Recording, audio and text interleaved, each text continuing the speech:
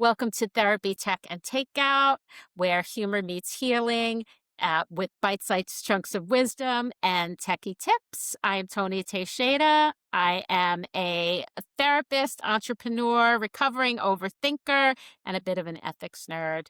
And I'm joined by... Hi, Tony. I'm Jackie Toll. I am an entrepreneur, an unapologetic spreadsheet addict, and a low-rent stand-up comedian. Although, I was just thinking about it. I have not been doing stand-up lately. I don't know why. It's like out of my rotation of things to do, I think, but I'm still gonna claim it. So, how's your week been, Tony? What you vibing on What's this a week? stand-up comic? Always a stand-up comic. Exactly. Yeah. I remember when I started running and I had a coach and, right after I ran my first race, and he kept calling me an athlete. And I'm like, I'm not an athlete. Like, I've never been an athlete. And he's like, you ran a race, you trained for it, you ran a race. Once an athlete, always an athlete. I So love that. it took me probably about a decade to claim that and say, that's true. That's true. That's me. So that's you. That is who Yeah. you are. I love it. I love Yeah. it. I think that's a good rule. So how's your week been? Week has been really weird. Really weird. I just completed a really big project. I wrote a book. Congratulations. Thank you. That's so exciting. I am very excited, and it went through, my editor had it, and then the developmental editor had it, and now it's back in the hands of the editor. And I say it's a weird week because I basically said to them, well, what do I do now? Oh my gosh, I maybe we should have included this in the book, or can I add something? And they're like, this is very normal that after you're done, you feel like, there's your head is still in it. And they basically, what's weird for me is I'm really trying not to think about it, because one of the things they want is come back with fresh eyes. We have it's going to be somewhere else for 2 weeks. I forget, it's going through another process or whatever, Right. or it's sitting somewhere. I don't know. But later in this week, they're going to kind of come back with some other kind of things that we're going to look at together. And they're like, we want you to come back with fresh eyes. Right. Yeah. So I have this mandate to do nothing else. They're like, read a book, plant a garden. Anything but think about your book. Anything but think about the book. So it's trying really hard not to see the white elephant in the room that's sitting in the room. But that's where I'm at, just kind of reflecting and just trying to take in that it's done. It's really done. I don't have to do anything else right now. Yeah. Oh, that's a tough one. I love that. How about you? Where are you in your life? Fun week. This weekend, a friend and I took a resin class. Have you ever taken one of those? Nope. What is that? Ooh, that is beautiful. Yes, that is really pretty. I made this set of 4 coasters, and she made a charcuterie board. And so it was real fun. You just go and pour resin on things. It's really not hard. Is where do you go for that? Are there special resin classes? Yeah, it seems studios? that kind of like the painting with a twist, or those types of things. But I think the resin and glass art is kind of in its heyday right now, as far as those types of studios opening up. And so I found one that was she lives probably about an hour or so south of me, and so I found a place that was kind of in between for both of us and convenient for neither of us. So it was a lot of fun. And they also had things where you could they had pieces of glass that you could then arrange, and then they pour resin on it, and it's art after that. It was really cool. They had some green curvy ones that were part of palm trees and stuff. They were cute. That's great. I'm in my art era, so I'm really excited to hear about this. Maybe it's a fun one. Yeah.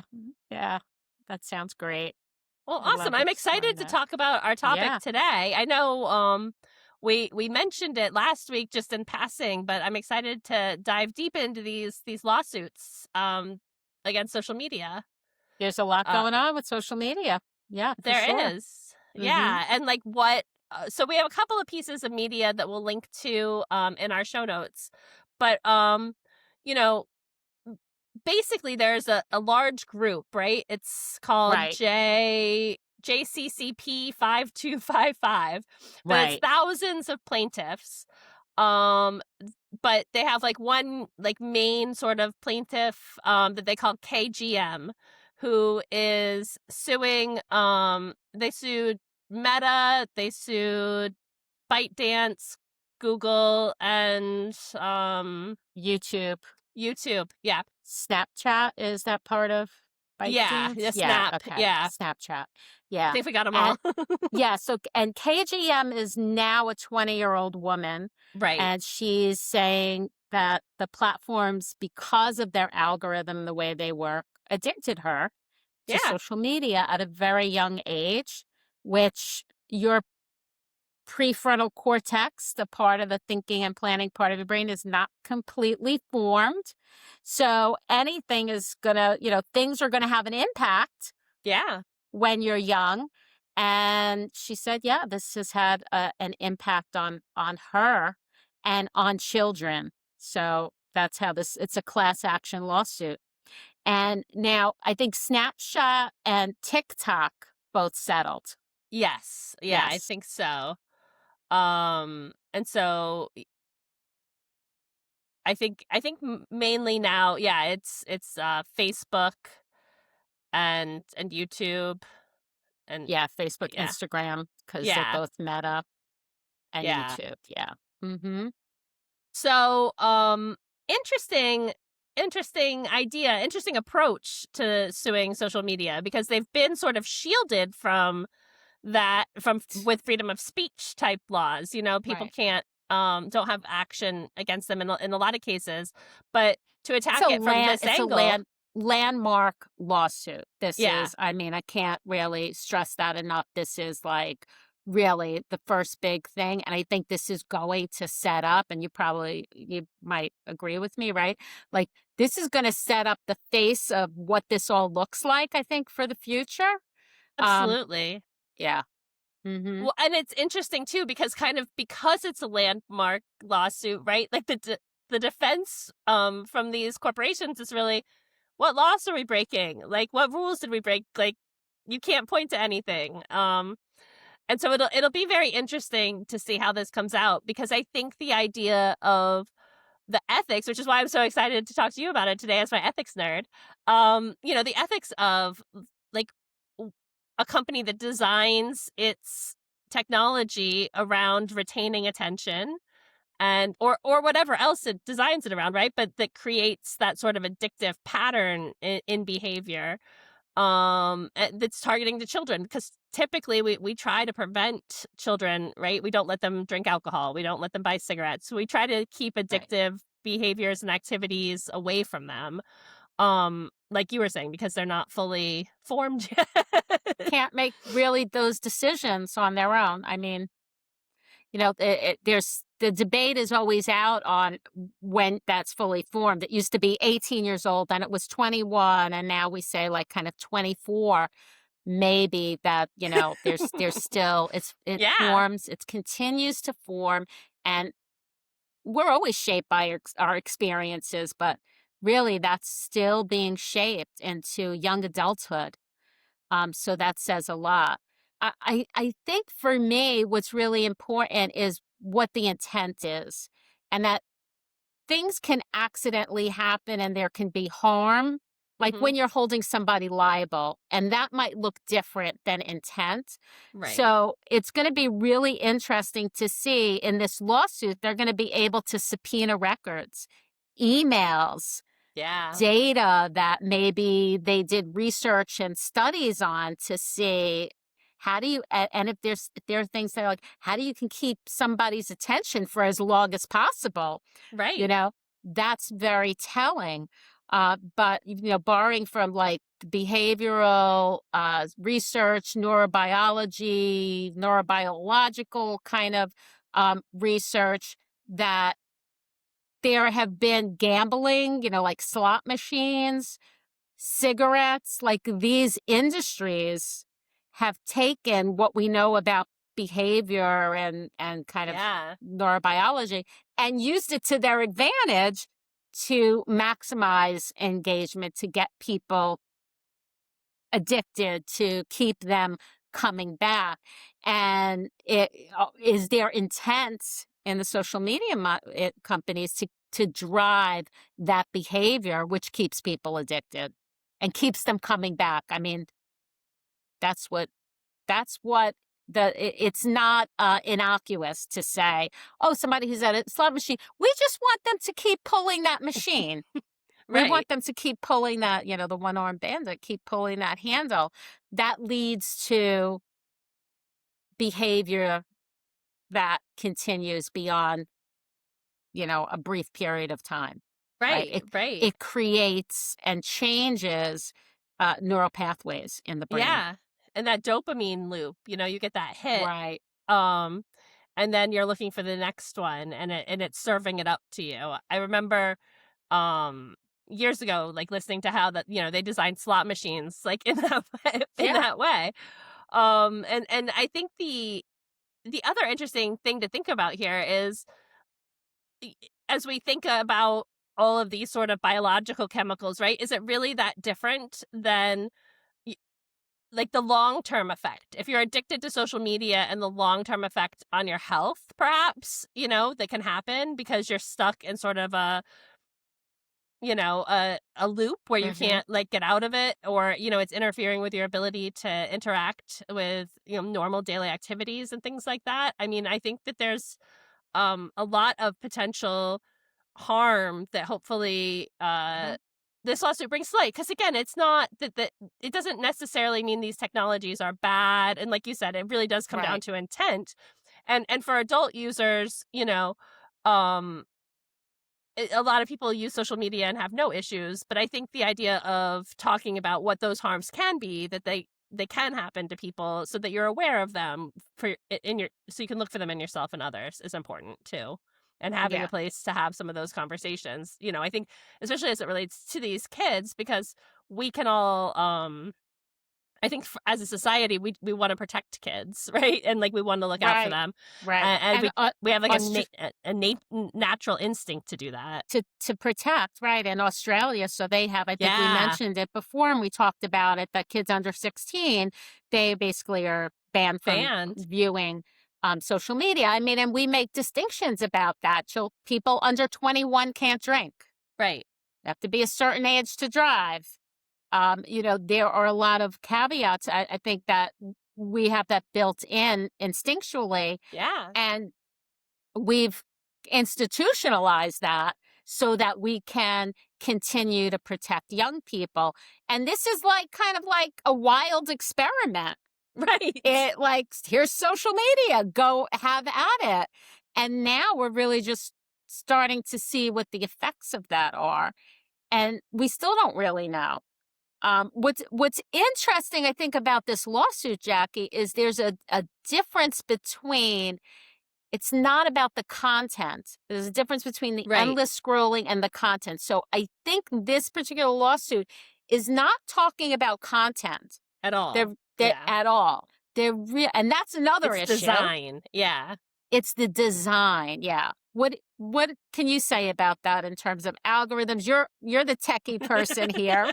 What's Yeah, what's well, I mean, happening I think there? you go back to the money, right? How do these companies make money? They make money, you know, in a simplistic way, by selling ad revenue, right? Like, I'm sure, like, Google has a million ways it makes money, and, all those things. But, like, a large driver of revenue for social media is advertising dollars. And so when you look at, from a corporate perspective, what's my job as, like, the leader of that corporation? It's to create something that drives the most ad revenue, right? And so that's what their marching orders have been, and that's from um a real blank standpoint, like, how they approach it. But then I think you have to layer in the ethics of it. It's not at all costs, right? Like, it's not, um but, like, I don't that's where I think, just overall, we really break down in the society from that perspective, right? Like, because if the jobs of the businesses is to earn as much money as they can, they're going to do that, and they do that well for the most part, or but like you have to layer in ethics and law and those other things to put boundaries and guidelines to it to say this is the way that we're, go do and have at, but within this framework and parameters. And I mean, when you look at our legislature at a national level, right, like most of these people aren't of an age that understand social media on any level, more like not, especially not the impact it's having on kids, right? Like, so I think that there's a real big gap, and we're just hoping, that these lawsuits will kind of drive policy, perhaps, and things, because we're in a place where there's just a dearth of it. I think there are a few states that have put some laws in place at this point. I forget the number. It wasn't Mm, a ton, but it was, I want to say, like 8 or 10 states have some laws related to social media and youth. mhm. And, with limits around them or with how social media operates? What do you know about that? I wanna say it's different. I think there are a few different variations, but I think some of them are around, yeah, like limits and what they're allowed, like how they're allowed to target kids. I think if you think back to cigarettes, right? Like Right, they made rules around that they can't market them to children. I think there's right. gonna need to be some rules here and some accountability, because there is that place for ethics, I think, in a society where we expect, things to be bound by Yeah. uh, some sort of morals. And exploiting kids knowingly is not okay. And I think we know that on some level the social media companies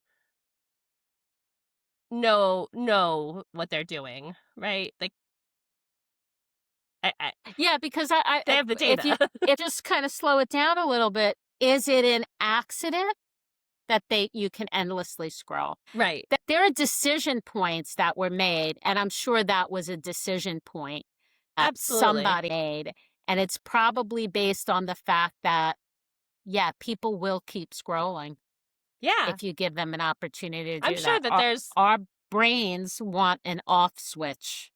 We will need it. hit it when we see it, if it's available. If it's not available, then our brains will keep on going. That's such an interesting point. I wonder, what do you think, like how do you think the impact of social media addiction will manifest, like, in people later on in life? So, like, if this happened to you as a kid, like, what impacts do you think you might see later on? Good question. I mean, probably what you would see in most addictions, it can lead to other mental health issues like depression, issues with impulsivity, maybe impulse Yeah, control. that's Like interesting. it might have, it will kind of send its tendrils out into other areas of your life. People who have addictions, they do that to exclusion of other things like leisure activities, relationships. The focus is on the addiction so that the relationship, if it's kind of goes against the grain for the addiction, then it becomes another source of conflict, or there's more conflict in those relationships. So it really affects people personally, professionally, and interpersonally, as well as intrapersonally, because then they're holding on to uh the conflict and the stress, because people who are addicted don't want to be addicted. This is not what they want, but they really feel helpless to change that, because it's not about like cold turkey.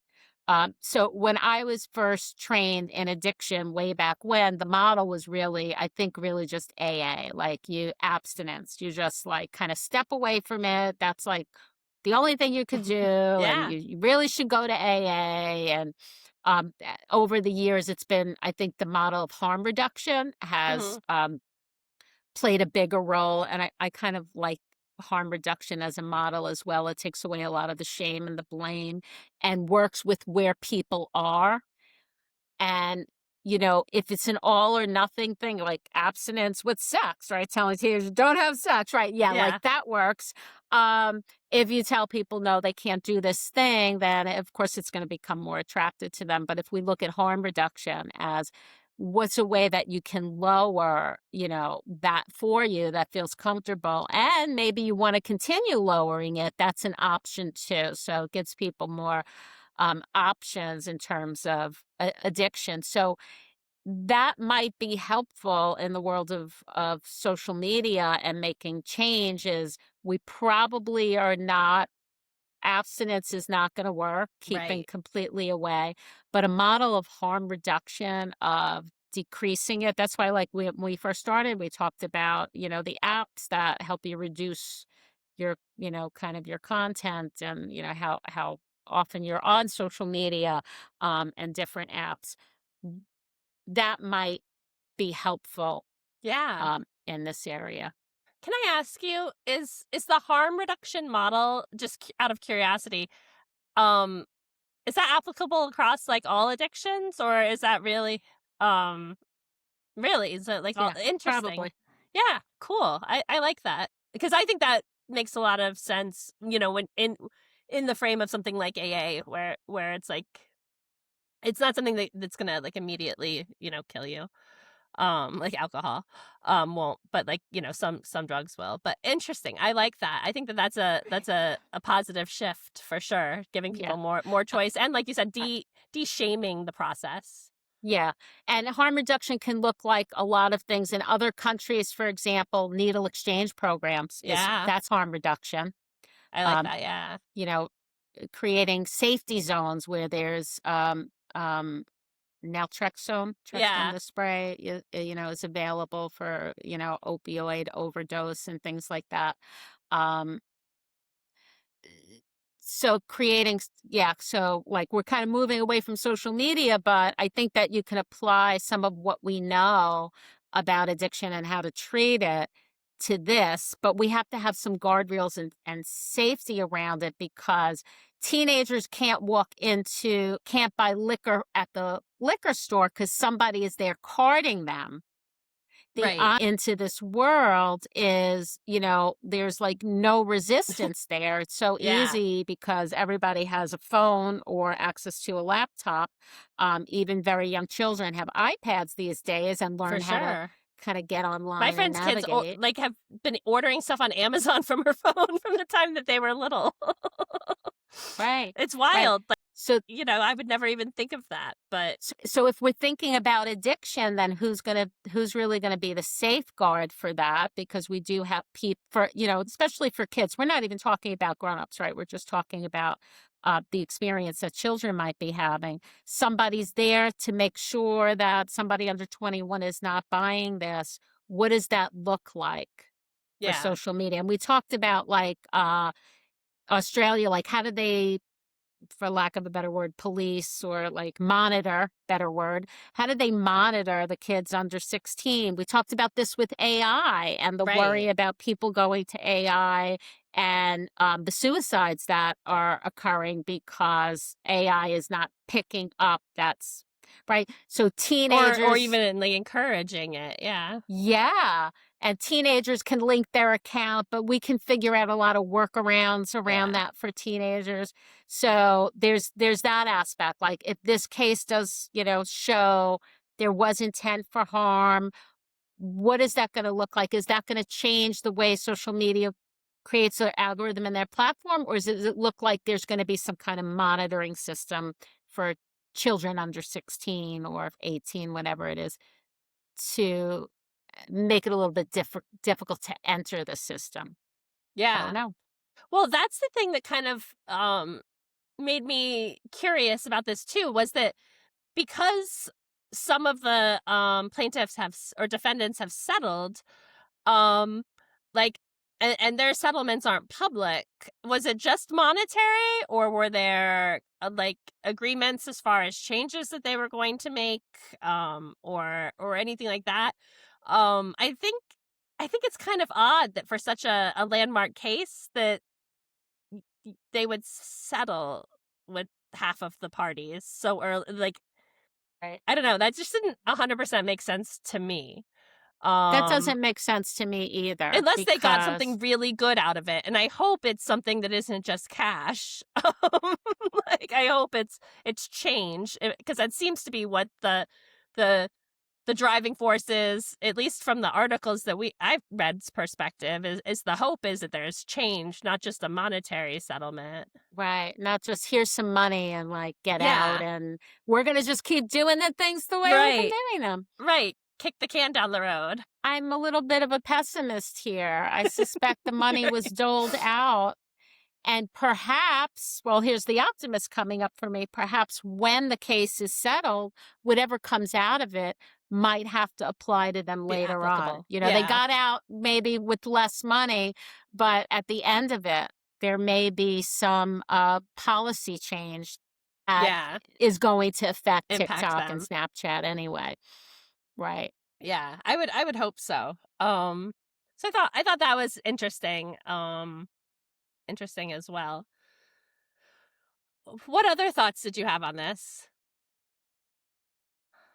Really kind of said them all. I mean, I think that, for me, what was the most interesting piece was the scrolling versus content piece, Yeah, which brings up that might be the kind the of change. next Yeah, piece that gets looked at. Like, if we break this down, there's more than just the endless scrolling that is an issue. I mean, it's interesting that, I was thinking, comparing and contrasting to our last uh, episode or a couple episodes ago. I don't remember when we talked about and I wonder if they'll cite that study in this is that kids who scrolled were no more depressed or had mental illness or anxiety than kids who were not scrolling, engaged. Yeah, not as right. And so that study is a really interesting study, but it's also very, very new. I think the jury is still out on what the effects are.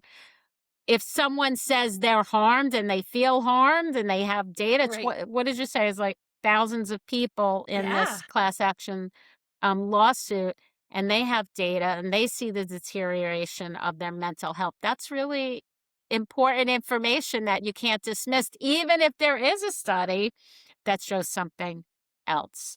So I think that there's a lot more that needs to be done in terms of research and also to consider in what the other parts of social media are, including, content, not just scrolling. How about you? What are absolutely. your last thoughts on this? My thoughts are, or like the thing that like I felt mostly in this was like feeling bad or having empathy for parents, right? Because there's just so much information out there, like you just said. That it reminds me of the days of like drinking coffee is good, drinking coffee is bad, or red wine or whatever. But like it does feel like there's a lot we're still figuring out. We're building the plane while we're flying it, and I hope that parents don't take uh whatever the outcome of this lawsuit is and then internalize it as like that they did something wrong or that they were bad or that they develop shame around it, because we are all just figuring it out as we go. Yeah. Oh, I love that. I love that you said that. I mean, I hear that all the time. Parents who like, it was January, not that long ago, right? So, and parents saying things like, "Oh, I'm going to make sure that my kids aren't on their iPad as much," and and they have a lot of shame and guilt around like, Oh yeah, digital media at all. So, yeah, yeah. Give yourself some grace. We're all learning. I love how you said, we're building the plane as we're flying it. We absolutely are. Um, and I think just being present with your kids as often as you can is the most important thing. Warmth and consistency. absolutely, so Yeah, important. yeah, yeah. So thank you. This has been Yeah, this like is a an awesome fun, topic. I appreciate you bringing it back up for us to dive into a little bit more. yeah. Um, Next week we're gonna be talking about Moltbots and Moltbook. So I'm excited to dive into that because it's kind of a newly bubbling up thing in the zeitgeist. So uh like and subscribe. Don't forget to do that. And we will catch you guys all next week. Have a great one. Have a good one. Take care. Bye. Bye bye.